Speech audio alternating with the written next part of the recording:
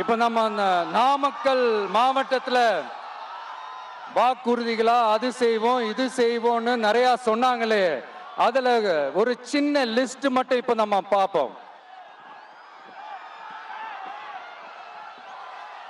ஒவ்வொரு ஒன்றியத்திலும் தானிய சேமிப்பு கிடங்குகள் அமைக்கப்படும்.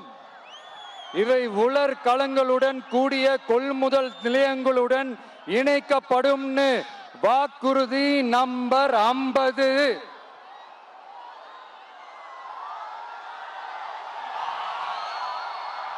கொப்பரை தேங்காயை தமிழக அரசே கொள்முதல் செய்யும்.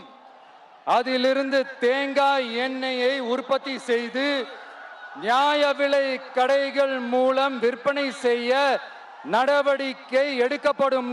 வாக்குறுதி நம்பர் 66.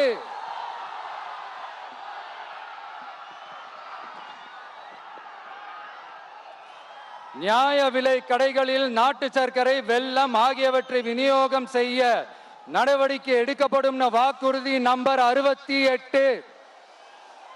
அரசு ஊழியர்கள் மற்றும் ஆசிரியர்களுக்கு மட்டும் இல்ல, போக்குவரத்து ஊழியர்களுக்கும் பழைய ஓய்வூதிய திட்டம் செயல்படுத்தப்படும். வாக்குறுதி நம்பர் 152.